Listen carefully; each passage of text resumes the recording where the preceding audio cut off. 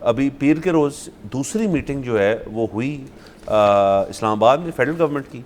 उसके अंदर जो मामलात नज़र आ रहे हैं, देखे जा रहे हैं कि इस वक्त जो है आपकी बेस्ट प्रेडिक्शन जो है उसके मुताबिक भी एक शॉर्टफॉल जो है उसके इम्कानात हैं। अब इसके ऊपर आप और मैं इसी शो पे बैठ के कई दफ़ा बात कर चुके हैं कि इसकी क्या वजह है।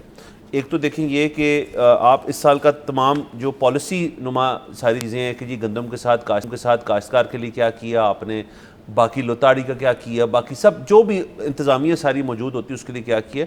लेकिन हमें नज़र आ रहा है कि जिस बंदे ने ये फसल उगानी है वो डीमोरलाइज्ड है, वो शख्स जो है उसको गारंटियाँ नहीं हैं गवर्नमेंट की तरफ से। और यही हमारी प्रेडिक्शन थी कि ये मामला अगर ज़्यादा देर आगे चले तो आपने दो जो क्रॉप्स हैं उसके साथ अगर ज़्यादा छेड़खानी की, गंदम और चीनी, तो इस मुल्क के अंदर बहुत उसके मौसर और गलत असरात जो हैं वो पैदा हो सकते हैं। उसकी पहली झलकियाँ मुझे लग रहा है हम देख रहे हैं। जी बिल्कुल सर, 10 लाख टन गंदम इंपोर्ट करने का फ़ैसला किया गया है और हमने इसी शो पर बैठ के बहुत साल से हम ये कह रहे हैं। इंटरिम गवर्नमेंट में ये मसला शुरू हुआ, उसके बाद इलेक्शंस के बाद जो ये हुकूमत आई है इसके दौर में भी मसला जारी रहा। पहले जो मसला शुरू हुआ था वो इस बात पर हुआ था कि हमारे इधर बम्पर क्रॉप थी लेकिन फिर भी वीट इंपोर्ट कर ली गई। जब इंपोर्ट कर ली गई तो जाहिर है रेट नीचे चला गया। जब रेट नीचे चला गया तो किसानों को उस तरह से मुआवजा नहीं मिला जो एक्सपेक्टेड था। इसी तरह फिर जब ये हुकूमत आई तो उन्होंने कहा जी कि हम IMF की वजह से बेस प्राइस जो है वो आपको कोई मुतय्यन ही नहीं कर सकते। अच्छा, उसकी वजह से भी बहुत नुकसान हुआ। अच्छा, ज़ाहिर है हुकूमत जो है ना वो विक्ट्री लैप ले लेती है, क्योंकि जब किसान को नुकसान होता है, जब गंदम सस्ती होती है तो जो आपकी इसेंशियल बास्केट है वो सस्ती हो जाती है, रोटी सस्ती हो जाती है। जब रोटी सस्ती होती है तो हुकूमत कहती है कि देखा हमारे दौर में रोटी सस्ती हो गई। अब बात ये है कि वो आपके दौर में रोटी तो सस्ती हो गई, लेकिन जो किसान का नुकसान हुआ है, देखिए किसान जो है ना वो उगाता है और फिर वो पूरे सिर्फ उगा के नहीं, वो उसके अलावा भी कंज्यूम करके भी सब इकॉनमी का पहिया चलाता है। किसान ने बच्चे की शादी करनी है, उसी ने डीप फ्रीज़र ख़रीदना है, उसी ने चले बल्कि आप बिल्कुल उससे भी नीचे से आए, उसने डबल रोटी ख़रीदनी है तो आपका जो मॉम एंड पॉप स्टोर है, करियाना स्टोर है, तो उसने डबल रोटी रखने के लिए फ्रिज ख़रीदनी है। ठीक है, आपका नीचे वाला तबका जितना कंज्यूम करता है ना वो सारा ट्रांसलेट फिर ऊपर इंडस्ट्री में होता है कि डीप फ्रीज़र बनाने वाला, फ्रिज बनाने वाला, डबल रोटी बनाने वाला, ये सारा कुछ। नंबर एक चीज़। नंबर दो चीज़ ये कि जब ये नहीं कमा पाते, ये नहीं खर्च कर पाते, तो उसकी वजह से आपकी कंजम्पशन रुक जाती है, जिसकी वजह से ग्रोथ रुक जाती है, जिसकी वजह से जो नंबर्स हैं वो फिर आपके पास IMF ही आता है कि जी आपकी ग्रोथ इतनी कम क्यों है। ये दो चीज़ें हो गई। तीसरी सबसे बड़ी चीज़ ये है कि गंदम आपका स्टेपल है, मतलब जिसके पास बहुत पैसे हैं वो निहारी के साथ खाता है, जिसके पास पैसे नहीं हैं वो इतनी सी चीनी और इतनी सी मिर्च डाल के उनमें डोब के रोटी खा लेता है, खाता रोटी है। सो इसके साथ जब आप ट्रिंकरिंग करते हैं फिर वही बात है कि इसमें कोई शक नहीं IMF ने हो सकता है कहा भी हो, लेकिन IMF के साथ कितनी चीज़ों पे हमने फड्डा भी तो डाला। हमने प्रॉपर्टी सेलिंग पे 7E टैक्स ख़त्म करवाया कि नहीं करवाया? हमने उसके अलावा रियल एस्टेट को कितनी फेवर्स लेके दिए हैं? क्या आप मान सकते हैं कि IMF इसके हक में होगा? कभी भी नहीं होगा। पर आपने जब उनके सामने दलाइल पेश किया, आपने कहा जी हम नंबर्स ऐसे लेके आते हैं, हम कहीं और से रिकवरी करा देंगे। उनका okay fine, as long as आप कलेक्ट कर लेते हैं जो हमारा टारगेट है, तो हमें क्या आप ऐसे कर रहे हैं वैसे कर रहे हैं। मैं ये समझता हूँ कि इन्होंने किसानों की फाइट की ही नहीं, उनके बिहाफ पे ये बोले ही नहीं, बात ही नहीं की, और आज हम इस नैच पे आ गए। देखिए 10 लाख टन अगर आप इंपोर्ट कर लेते हैं, एक तो ये कि सबसे बड़ी बात सैलाब वगैरह का नहीं है मसला, इस चीज़ का भी नहीं है कि इस दफ़ा उतनी क्रॉप नहीं होगी। असल मसला ये है कि जिस किसान को ऊपर नीचे 2-3 साल एक क्रॉप में नुकसान हो जाए वो क्रॉप तीसरी दफ़ा क्यों लगाएगा? सो इस दफ़ा किसानों ने गंदम लगाई ही नहीं। अच्छा, आपको चाहे वैसे तो अब इंटरनेशनली भी जंगें चल रही हैं, यूक्रेन में भी जंग चल रही है, ईरान में भी जंग चल रही है, लेकिन मैं कहता हूँ सब कुछ अच्छे भी मामलात हों दुनिया में और आप ये इंपोर्ट भी कर लो, और मैं कहता हूँ कि जिस रेट पे आप किसान से ख़रीदते हो उससे सस्ती इंपोर्ट हो जाए, तो भी इंपोर्ट बिल का क्या करोगे? आपका ट्रेड डेफिसिट तो बढ़ गया ना, क्योंकि एक चीज़ जो आप यहाँ पे बना सकते थे आपने बाहर से मंगवा ली।